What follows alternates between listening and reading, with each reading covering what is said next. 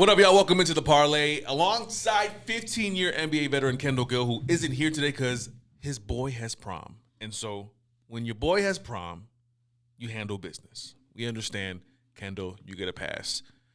The wife, we understand. We will let him go. We're kidding. We're kidding, Wendy. We're kidding. It was a joke. It was a joke.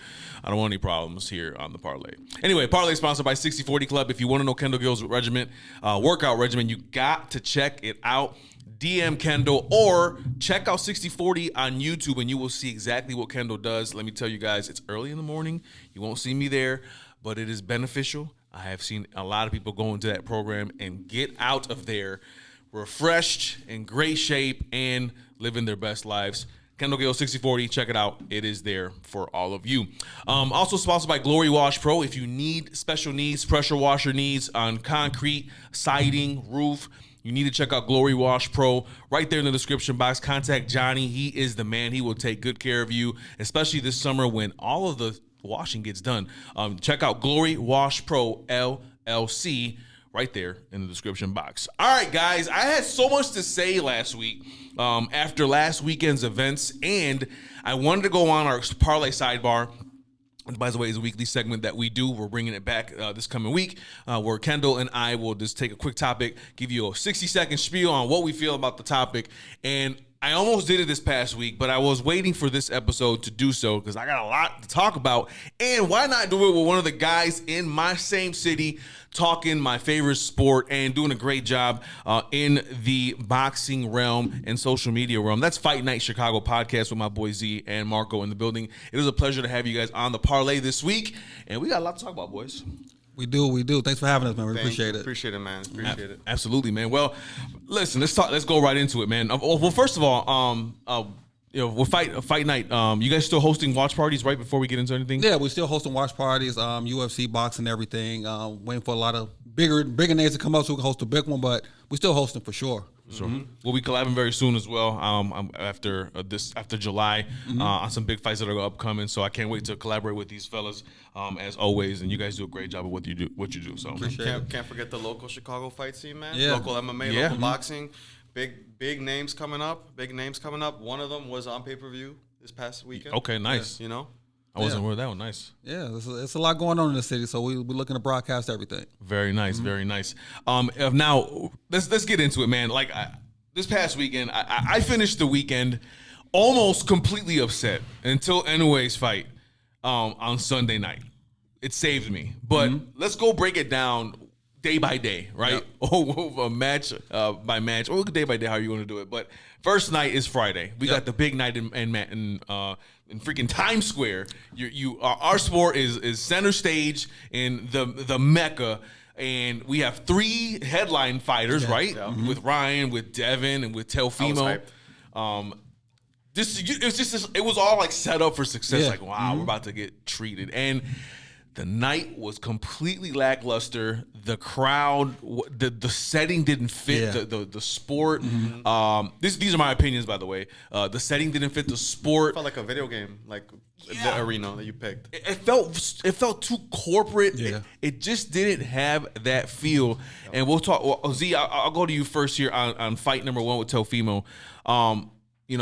Teofimo just showed his skill.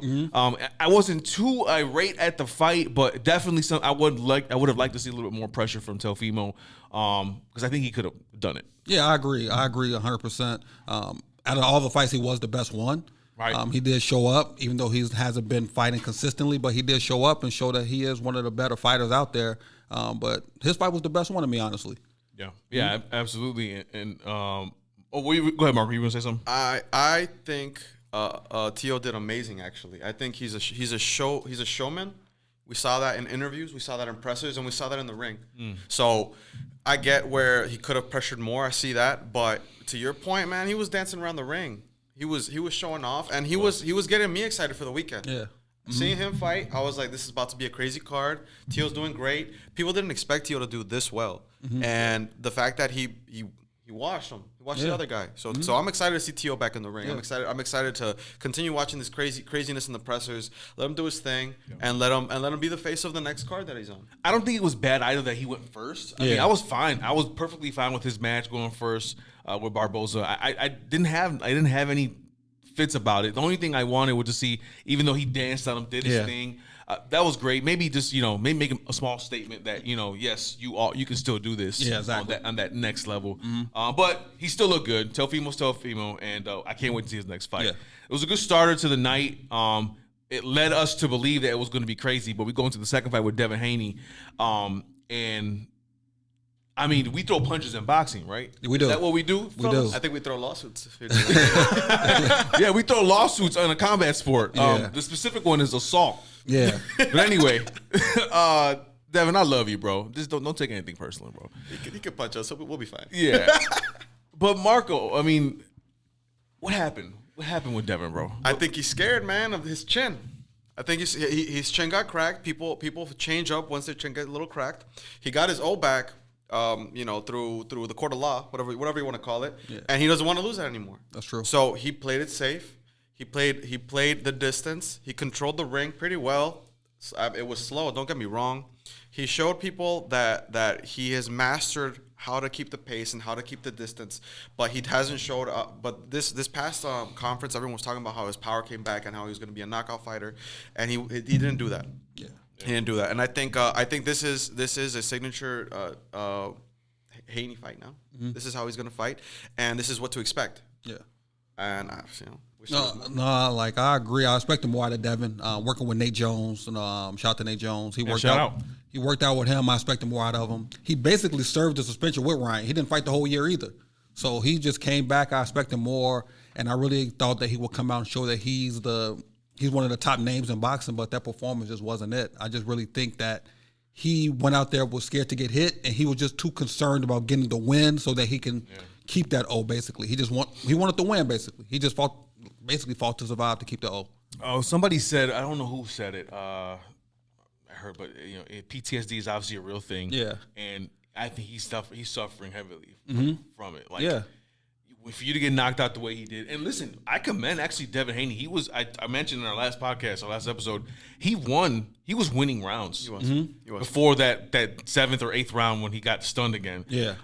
He was outboxing Ryan, and so when he got hit that way, he got up every time. Yeah. So as a boxing fan and purist, I respect that 50-fold, like everything. That's awesome. But he definitely fought tentative, and there was just there was that notion of that you knew like he's not making the same mistakes. Yeah, he was definitely scared. Listen, he's a great boxer. He's a great traditional boxer. He knows the ring. He knows the pace. He knows how to use his jab really well. They were pushing him as a more dangerous fighter now after everything happened. They were pushing that he had more power, and his dad would not stop talking about that power that he grew, and it's not there. Yeah. So, like, if anything, just be real about who you are as a fighter. You are a great traditional boxer. You have great defense. You have great. You know how to control the ring, control the pace, and change the fight to fit your style, and just embrace that. Yeah. Because don't say that you're this dangerous guy that's got this new knockout power that's leveled up since his last knockout, whatever the case is. Didn't show it. Yeah, and that's a great point. I say too. As I'm complaining about the fight, those wars that Devin has in the gym, like the one especially with Floyd. Yeah. Like I saw that whole sparring session. I'm sure you guys have probably seen it too. Like I gained a lot of respect for Devin after that sparring session because he was put in the gauntlet there. And all that noise, Floyd in there basically cheating. Right? Yeah. But Devin stood his ground. Yeah. So I do respect Devin a lot. I've complained about Devin here and there, but I do respect him a lot. But the fight, you on the biggest stage, you coming back from a loss because it was a loss in my opinion, right? Show us something, and he really did it. And so he's protecting his O, like you said, but definitely sour taste in my mouth. Yeah, like luster for sure.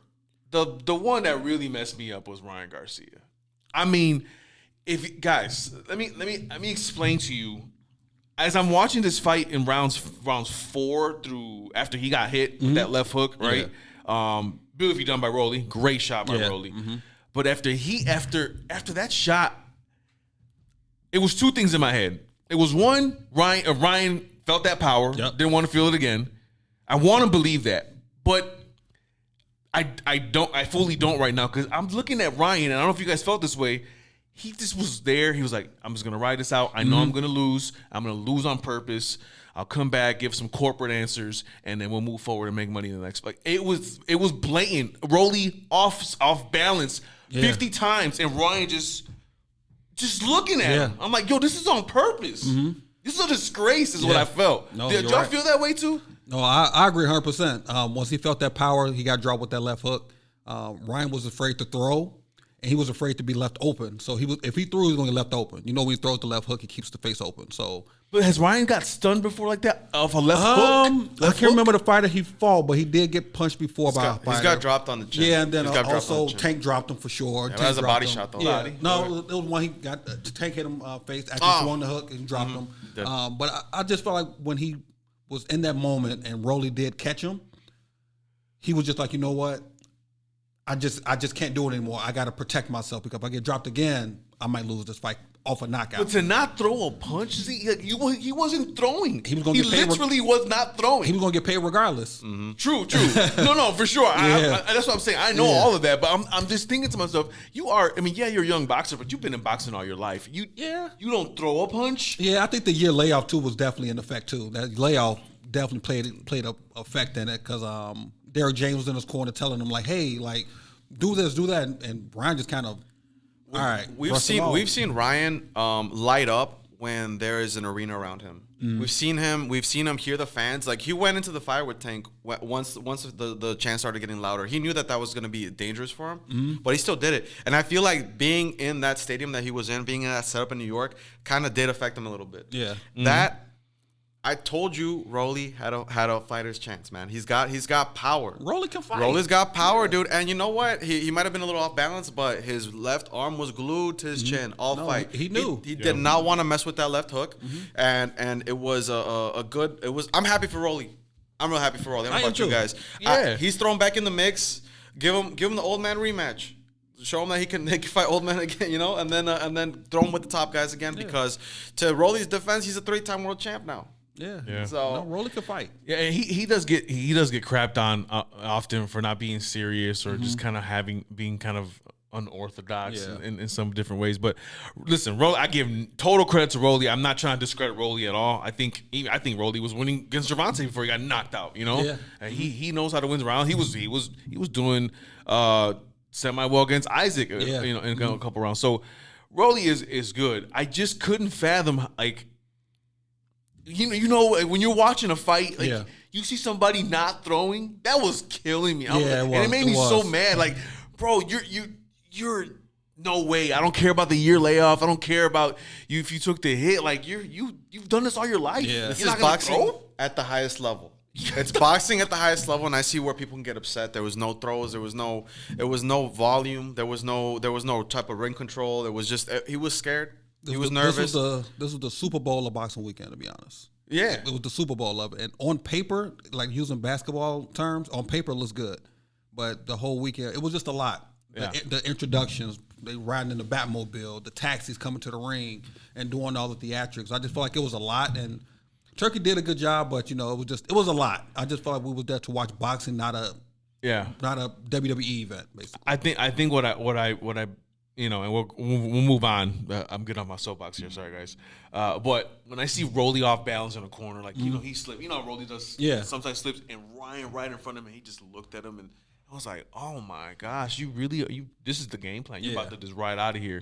And then the interview afterwards. Oh, my gosh. Yeah. Like, don't even speak. Don't even say anything, Ryan. Yeah. Oh, it was a good fight. You know, we're going to go back to the drawing board. Oh, those corporate responses. It's like...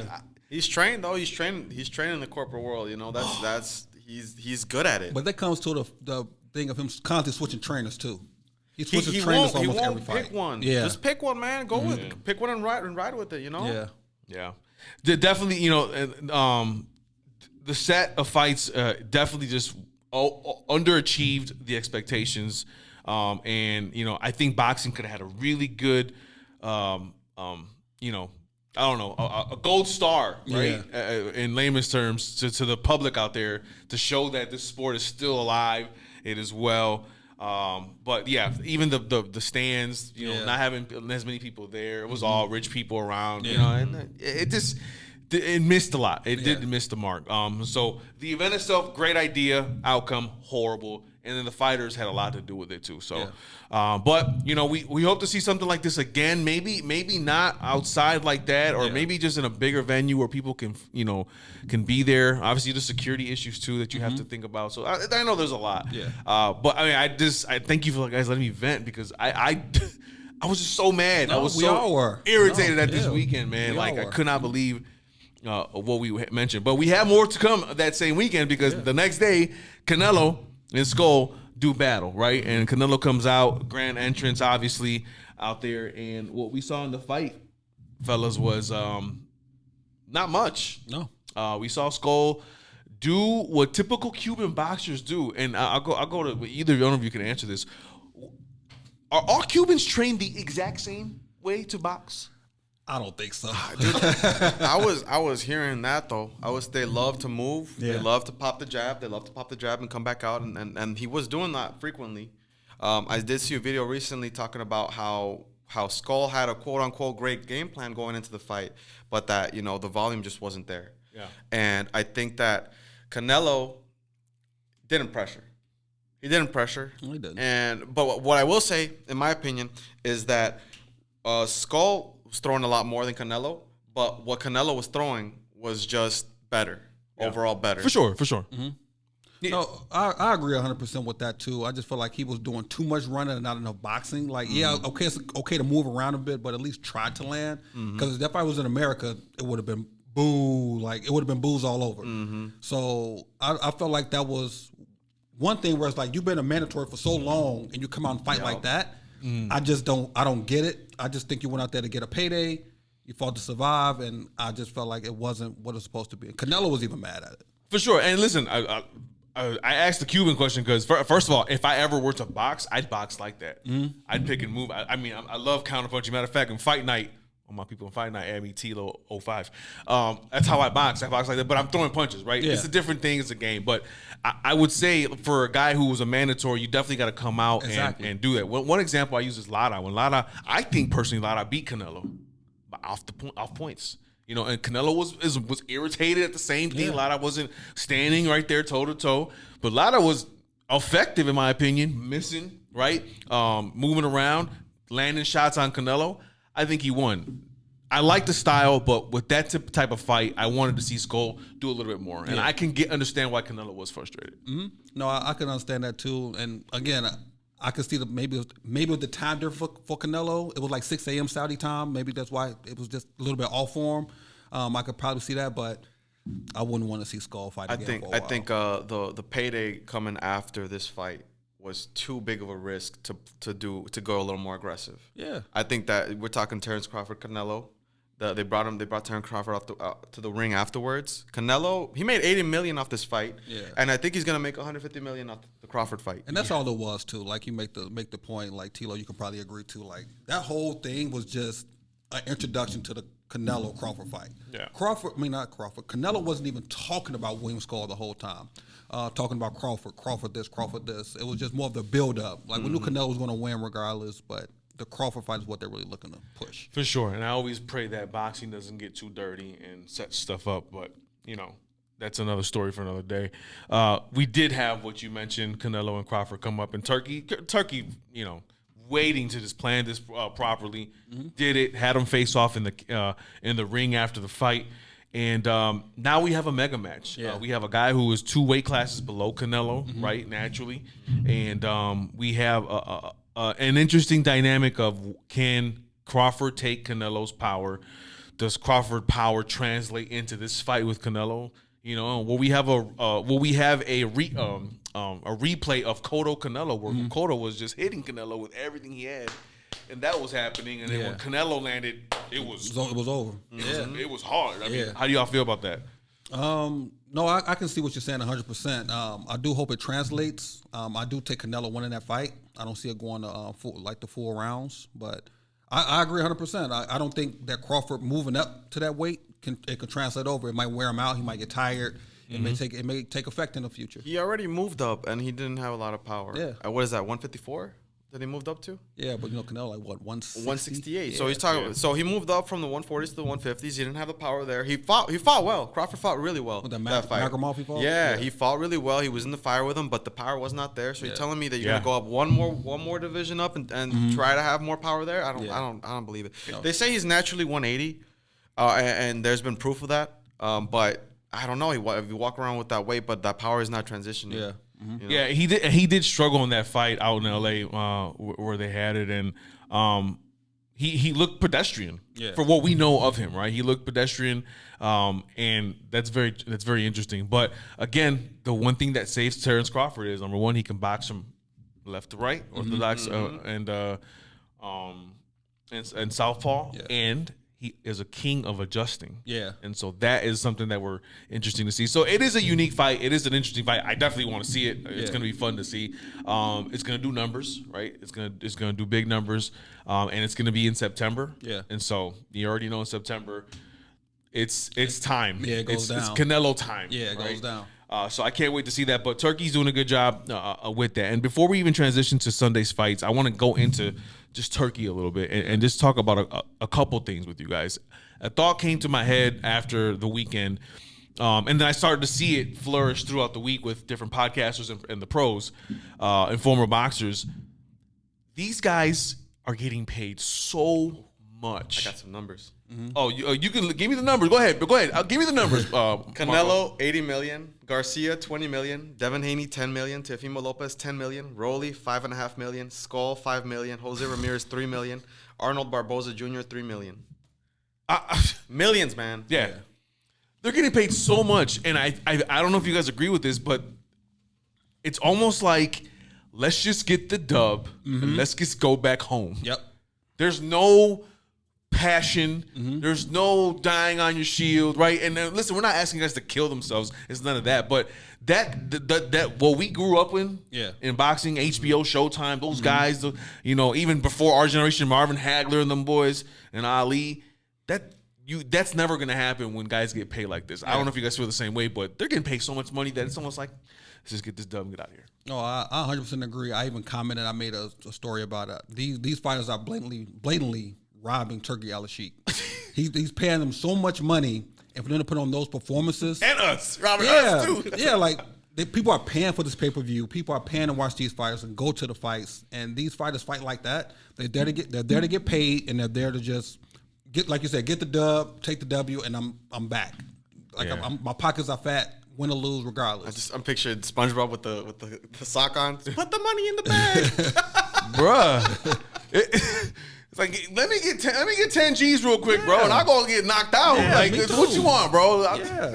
Like that's ridiculous how they robbing that man. He pays all this money to put on these performances. You know how much it costs to rent out Times Square itself? Like, he's putting up this money, putting up the venues, paying these fighters, and they're going out. Where's this money coming from, man? No, he has it. He has it. He has it. We can have 5 conversations about where it's coming from, right? Oh my God. Yeah. But it's just a lot of money's being spread out to these stars, right, of boxing, and we're not getting an end product that's good. No. We're just not, and I think that's what it is. I think Timothy Bradley had mentioned it too. He was just like, man, this is a disgrace, honestly, for them to get paid so much and to perform like that. And so I don't know. Hope the long-term effects of this, I'm hoping, doesn't end up in the red, because you keep having this happen in boxing. People are not going to buy stuff. Yeah. They're not going to be watching the sport. It becomes. You almost want to. I don't want to say this, but WWE status, is what I'm thinking when it comes to watching the product. Yeah, this ain't real. You know what I mean? I agree. Yep. And WWE's doing great, by the way. Yeah. Shout out to Triple H and the crew. They're killing the game. But yeah. No, you make a lot of sense. And me and Marco have talks about this too. Like, we were texting the whole night when the fight was going on. Like, this is terrible. Like, what are we watching? Like, people are either buying the pay-per-view, going out to enjoy, and it's just like, Imagine being a first-time boxing fan and you watch something like that. This is the best boxer in the world right now. You're gonna see some masterclass right now, and you don't see anything. And you see these names on paper, like, you know what? I want to see this weekend. You know how many people were showing this fight? Like I posted about it. People were showing this fight because the names on here. It was a lot of stars, and then you go out and watch it. Imagine like going out for your first time watching a boxing match. Like, this is what you guys like. I mean, we as boxing fans, when we saw the card come out first time, we were like, excited, "Oh man. my god, this is it! I've never seen this. Yeah, I don't think we've ever seen something like this before." So, turkey, bro, fellas, let's fix some things, man. Yeah. Okay, I think they're trying. He partnered up with Dana White. They're setting up TKO Boxing. Yeah. I don't think they're gonna have those big, huge names in there, but I think that that Turkey's realizing like, hey, we're in the red a lot with these fights. We got to do something. And to Dana, I mean, dude, knockout or performance bonuses in boxing. Yeah, that would start a little bit of a fire in the ring. I agree. We'll see what that turns into. But I was talking to you earlier just now, like what's gonna happen when you build a star at TKO Boxing? You're gonna pay him the $10 million? I don't think you're gonna want to spend that money. That guy's gonna leave and he's gonna go to Amazon. He's gonna go to DAZN, wherever he's gonna go get paid, and then what? Like, what is I don't know what to do. Yeah, we'll see what happens, man. But we definitely, boxing takes a lot of black guys in so many different categories of the sport. It's a sport that I love dearly, right? It's my second favorite sport, right behind basketball. And to see it not flourish the way we think it should, it's just so unfortunate. It's a great sport. It's the sweet science, It's a any combat sport where you're trying to kill each other and then shake each other's hands at the end is beautiful. I know that's weird for some of y'all, but it's just beautiful. Yeah, it is. So fix it, man. Yeah. Whatever you all got to do. The event that saved boxing over the weekend was Sunday. Yeah. Top Rank put on a great card. Our guy Juan Guerrero was on the card. Shout out to him. Shout out Juan. We definitely were watching. I watched every single round of that fight against their Top Rank prospect. I'm sorry, what was his name? Art Barrera. Thank you, Art Barrera. Yeah, and you can see there was a speed discrepancy right in the beginning. But Juan always knows how to negate speed in his previous fights. We've seen that before. I think it just at towards the middle part of the rounds is where Juan started to he looked sluggish. He was looking a little bit sluggish. I think he got hit to the body once, and then that thing started to kind of falter after that. But he was still in the fight the whole time. How do you guys feel about his performance on Sunday? I did watch it too. I was trying to watch it at a spot I was at, but they didn't have ESPN Plus. I just called it on my phone basically. But I did watch it, and he stayed in the fight the whole time. In front of him. He was mad that the fight got stopped. He wanted to keep going. Yeah. So shout out to Juan for that. But for sure, he put on a great performance still. Didn't get the W, but I guess he gonna bounce back for sure. Without a doubt. He's got a great team behind him. He does great work. He's always grinding in the gym. I think this is just a bump in the road. Yeah. He was fighting with heart. He was in front of Barrera. It just wasn't his night, and that happens to the best of them, man. Yeah. It happens to the best of them, and I'm excited to see what happens next. I know that his gym is gonna set him up for success, and we'll see him bounce back real quick. Yeah, Lalo Trinidad and the crew, and Jason Parenzo, shout out as well.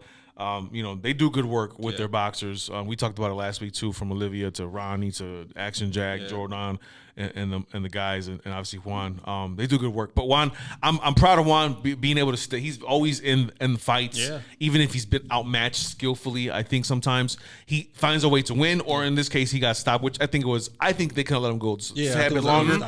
But you got to understand the ref's trying to do his job, protect the boxer. But great. Again, Juan did a great job representing his city, himself, his training camp, and unanimous management. I'm sorry, as well. So that was great to see on the undercard. The card that the fight we looked forward to is Inoue at the end, right? Mm-hmm. He fought Ramon Cardenas, and man, it was definitely a candidate for fight of the year. Yeah. I mean, it's probably not going to be, but I knew. I don't know if y'all felt this. I knew. When I saw Ramon Cardenas trying to set up that counter left hook, it was going to land at some point. Yeah. I just didn't know it was going to happen that early. Yeah. And when he got stunned, I'm like, there it is. Yeah. There it is. Now, can he follow up? And that's the problem boxers have is they can't follow up when they catch Inoue. Yeah. And Inoue starts to realize, okay. Inoue adjusts, man. It's adjustment, yeah. He adjusts so quick Because like you're right, that setup that dropped in a way was beautiful, but it couldn't be reproduced after that. Yeah. He felt the power, and this isn't the first time Inoue gets dropped. So he's got a strong chin, and I thought I was pretty impressed about how he turned that around, and then he got the stop. Like Tilo said, he was throwing it a lot. He landed it, and then after that, he got tired because he kept throwing it again, tried to catch it again. Inoue did adjust. The whole card was good, even the Emilio Vargas fight was good. Emilio Vargas, yeah, shout out to you. I'm sorry, Emilio Vargas. Yeah, that was even a great fight. I can't remember the fight before the main event. I can't remember the guy's name, but that was a good fight. The whole card was good. Like, the whole card was good, but like you guys said, Inoue adjusted. We were all looking forward to it. Him coming over to the U.S. again after being gone for maybe like 4 years. And it was just great. I enjoyed the entire card. That was the entire card I was looking forward to. Even my wife enjoyed it because we watched the whole weekend and she was like, "These fights are terrible. This is what it's what it's supposed to be." So yeah. When it comes to Inoue, I realized in that fight, like, and this is why I call him number one, not Terrence, not Canelo. After that fight, I agree with you. Yeah, and not Usyk. Inoue, man, like, has this. He has this level that, we've seen it before. It's a level of fighter. There's an A level. There's like an A level fighter type fighter. This guy is that. I think he's an AA type level fighter because the way he receives a punch and says, okay, let me add volume. Let me continue to win the round.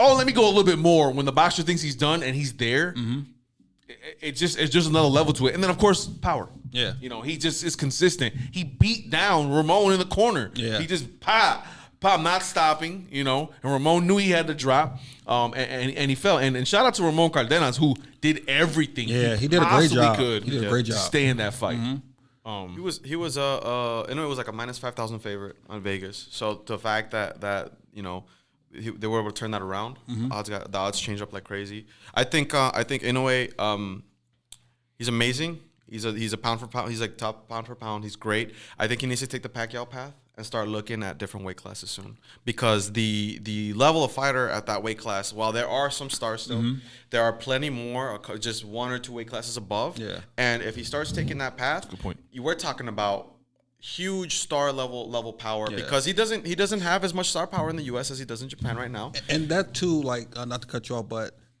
I hate to keep bringing it up, but the time zone too. Like, when he fights in Japan, it's like 3 a.m. When it was here, it was like 10 p.m.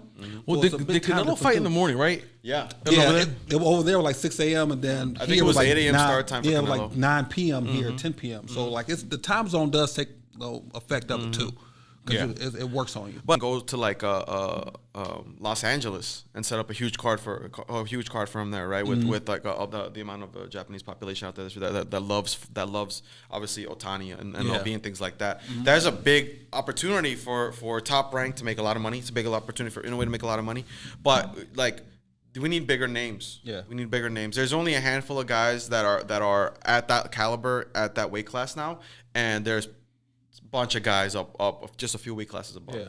And I'd love to see that happen, because I think his next step of showing that he is pound for pound best is showing that power translates 10 pounds up, 15 pounds up, whatever the case is. Yeah, and you made a good point about, in a way, having to move up in weight. Now, I mean, he's still pound for pound number one for me, but I do need to see that. I need to see you move up a little bit. Now, can your power translate? Can you fight the star in the next division, right?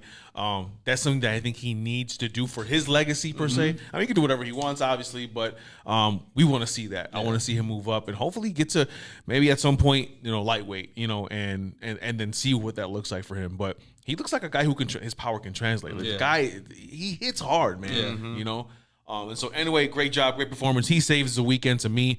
Great fight, great matchup. Respect to Ramon Cardenas, who did his thing. Right? Yeah, he really did everything he possibly could. His jab was solid the first couple rounds, but just fighting the pound for pound greatest, in the sport at the moment.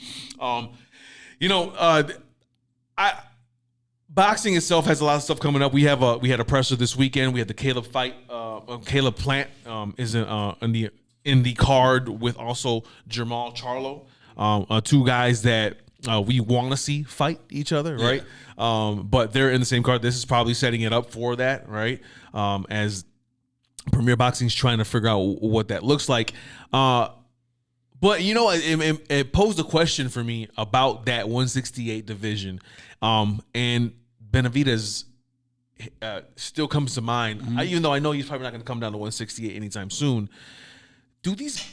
That division itself? How do you guys feel about what it looks like and the star potential? Is Jamal's long layoffs, even Jamel's in the lighter division?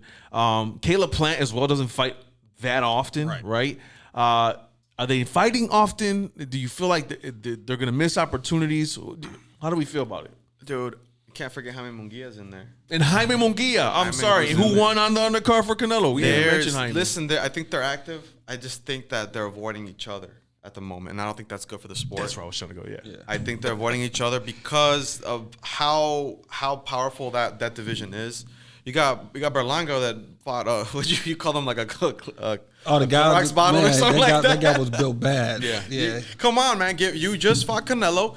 You're talking to Plant. You're talking to there's top 10 guys at that division. There's top 10 guys in your whatever promotion you're in.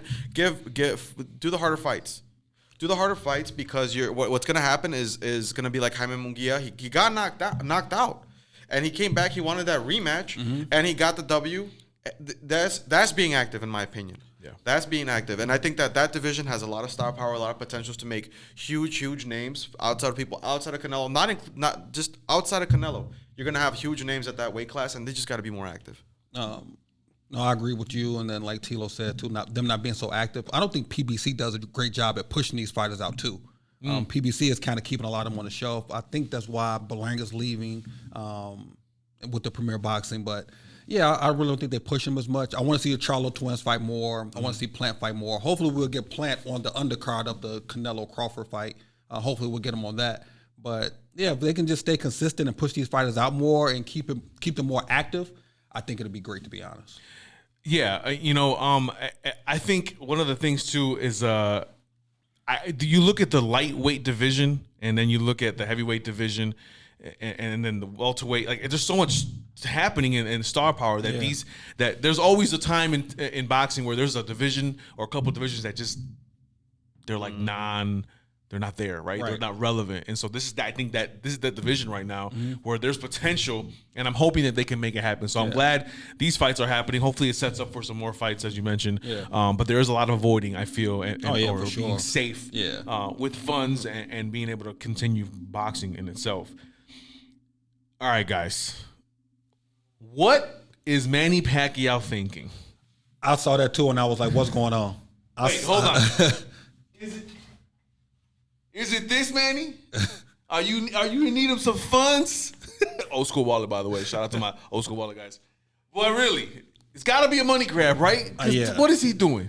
Coming out of retirement, he's 48. 47, 48. Oh, we're not saying he can't box. I know he still can. And it's for a title, which is crazy. For a title, Barrios title. Yeah, I'm like, come on now, like for Barrios to even accept that fight, it's like. Well, Barrios did the right thing. He's like, absolutely. Yeah, of course. Yeah, Barrios gonna accept. It's gonna be a good payday because it's a legacy fight. It's a payday fight. Yeah. It's gonna get Barrios' name out there even more. You know, I think after he fought Tank, right? After Barrios fought Tank. He did fight Tank before. After the Tank fight, he sort of, his star power went a little bit lower, and I think that that's gonna put him right in the spotlight. If he takes out Pacquiao, I don't know. That's not gonna do anything really to him, though. I don't know. It's weird. It's weird. It was weird to see. It's weird, but I'm my dad's excited. Yeah. Hey, no. Listen, I'm not gonna lie. I'm excited to see Manny back in the ring. It's just I just think about like Manny. You may be setting yourself up for a Juan Manuel Marquez type counter. Yeah, you about to go to sleep again. Yeah, with what it feels like. But it was breaking news a couple days ago that he's coming back. And listen, when you're Manny Pacquiao, when you're Floyd Mayweather, when you're that type of fighter, you can come in and get a title shot anytime you want. That's how boxing is. Sorry. But I am interested. I can't wait to see it. Barrios is, like you said, legacy, money. Why not? Yeah. It's Manny freaking Pacquiao. You don't say no to that. And you're young. If you feel strong and you feel like you're in your prime, you do it. But I thought that was interesting. Yeah. If Pacquiao feel like he can still go, then why not? Yeah. Why not? No, for sure. Get paid, my boy. Yeah. Because you're about to get paid. Yeah.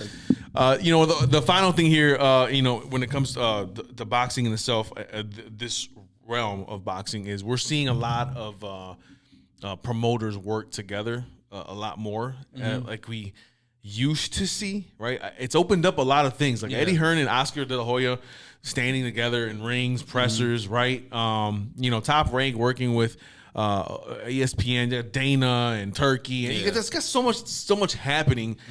Do you guys feel that there's going to be a big crash due to these new relationships, or do you feel like these things will blossom? Because we know how the sport is and how greedy people can be. Is this a good thing that's happening right now? I think the greedy fighters are gonna it's to their own detriment, man, because if they're not trying to fight for all this money, guess what? There's gonna be some guys that are gonna go in there and throw hands and make themselves stars. Yeah. I think the sport's not gonna stop. So it's a very delicate balance, because if Tank gets cherry picks 3 more fights, what are you doing, man? Yeah. Like you're losing fans as every single fight happens, because you're being very particular about who you're picking. And I'm a Tank fan. I love to see Tank, but if you keep cherry picking, then you're gonna end up getting on the wrong side of the card one day, and there's gonna be a new star, because the sport will not stop, because there are hungry fighters everywhere. Chicago is one of the cities with hungry fighters. We got a 17-year-old outside of Rick's. 14-1. Yeah. We got all these active guys that are willing and hungry and will want to be on the cards. Yeah. So if these fighters get greedy, too bad. They're not going to get paid, and they're going to be replaced. And it's crazy, because I don't even think Tank cares about. I don't think he cares. As fans, like, I think he's made a lot of money. He has some investments, and he doesn't nourish this at all. He doesn't really care. He just goes to the event that he's going to box in. He's mentioned he wants to retire. That type of energy is why I asked this question, because when you have different people working together, right, and then you got a boxer like a Gervonta who's a star in boxing, it makes for like a bad recipe. I almost feel like, when it comes to promoters and these type of boxers. And I don't know if these promoters who work together want to work with Gervonta, right? Right. So then you have that. Then you have at some point, Oscar and Eddie Hearn, they still beef on a business standpoint, right? They're making things happen, but they're still protecting their assets. Right. So I always feel like there's some type of explosion that's gonna happen when these guys come together, because of what we've seen in the past. Yeah, for sure. And like you guys said too, they're not getting paid the right way. This guy may think he's better than this guy. I want to get paid like this guy, but you may not be better than him on his card. So it's different too. Look at Devin Haney and Garcia. Garcia was on a 1-year suspension for PEDs, but he was the main event headliner. But, Devin probably should have been, because he's an undefeated fighter, technically speaking. But if they're not getting paid the way they want to get paid, then I can see it maybe just crashing. Rollies was on an interview recently, and I saw a clip of it, and he said that he gave a good example of what's going on with the sport.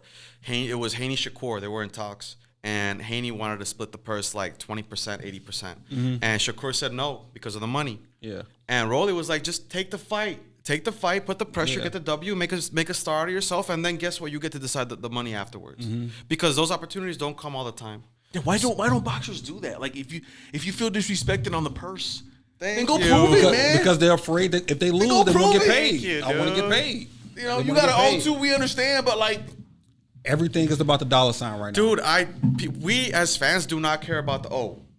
At this point, we can't. No, we don't. Go in there. I think Mayweather did. He's a great boxer, but him retiring at 50 really changed how the sport's looked at, and that's what the boxers protect. The fans do not care, man. We want to see people throw hands. We want to see Eubanks Jr. versus Conor Benn style fights. Yeah, tell me that wasn't fight of the year. Oh my gosh, great fight. That 12th round was amazing. Yeah, that's what we want as fight fans. That's why we appreciate. The lower level fighters, because they're all trying to make a name for themselves. They're all hungry, and that's why I will always tell everybody that loves the sport, watch the undercard. Yeah, watch the undercard, because you're gonna become a fan of a new person. They're all hungry. Because once you get too high up, you're gonna get greedy. You're gonna say no to big fights, and you're not gonna be able to prove yourself in another opportunity. Yep. Yeah. We'll see, man. We're all looking forward to fights, which is gonna be my last question here. What is the fight that you want to see the most in 2025? This latter part of the year. What's the one that fight do you think that can be made, and that you want to? I think there's a lot, but I think Fury Joshua can happen this year, and I think it's hard. They're both Fury's at the latter end of his career, and that fight's been brought up multiple times. and I think the heavyweight division has ruined itself, man. So many opportunities. Oh yeah. I think many opportunities. I think that there's an opportunity there for that fight to happen. Yeah, and I wouldn't mind seeing that, because that is a legacy fight. That is a history, and you know, I want to be part of it. I want to witness history. I think that's big. That's a big one. I'm hoping that it happens. I'm hoping that Tank and Shakur just get it over with. Yeah. Just go ahead and fight. You've been calling each other out for a while. Twitter back and forth, Instagram back and forth. You both are great fighters. You both are still real fast, real good, a lot of power. And I want to see Shakur prove himself and maybe can beat Gervonta. Yep. But Gervonta, you know, is still one of the greatest fighters of all time. That's the fight I'm looking forward to happening. I want to see that, but I don't think that's happening this year. Yeah, I think Tank's going to set up for a rematch, and Shakur's going to take some undercard and top rank, or some card and top rank. You know, he's fighting Zepeda soon, so we'll see, man. That's a good fight, though. It's a good pick. The rematch will be fun. Shout out to Roach too, man. Who did his thing. Yeah, did his thing in that fight. A lot of fans. Ago. And we forgot that he can box. He can box. Yeah. He can fight. He has power too. So a shout out to him. The one fight I want to see that can still potentially be made, even though it's lost a little bit of lackluster, is still Devin and Ryan. It's the story tale in itself. It's just you got the PDs, you got the left hook, you got Devin who claims he's the best, Ryan who's outrageous, right? At times when he's leading up to a fight, it's still something I want to see, and it's worth it. Let's find out again. Let's find out for real who won between these two guys. You want to see it immediately next? Like, that's what you want to see next? Yeah, screw it. After what I just saw, just make the fight happen. I ain't trying to see a warm-up fight for Ryan. I'm not trying to see Devin. That was the warm-up. Yeah, that was the warm-up. Or Devin could take another, mandatory or whatever, and outbox him. We know what's going to happen. Yeah. Go and face Ryan Garcia, Ryan face Devin, and then y'all can continue your careers. Yeah. That's what I want to see. So. Yeah. I agree. We'll see what happens, man. I like that. And one to tell our audience, man, we just got to remind y'all that Chicago has a boxing community. I talk to people outside the state, guys, and I mentioned Chicago boxing, and the face I get is just like, oh, really? It's just like, it doesn't exist. Yeah. And I always want to remind people on the pod that Chicago boxing is real. There's a huge community. There are a whole bunch of gyms with excellent fighters, prospects, and they are on the up and up. And we just want to remind you guys that there is talent out there. Shout out to Rick Ramos Boxing, to Unanimous Boxing Gym, to Sam Colonia Boxing, Bobby Hits Promoting, the biggest promoter right now in Chicago, who has a lot of great talent coming up in the stable. Wicker Park as well. Our Southside Boxing, Evanston, Northside Boxing. I mean, you name it. What was the other one? I'm sorry. Oakley Fight Club as well. Fight Club, man, like just there's just so many. There's so many different awesome gyms, and I know you guys know this as well. Yeah.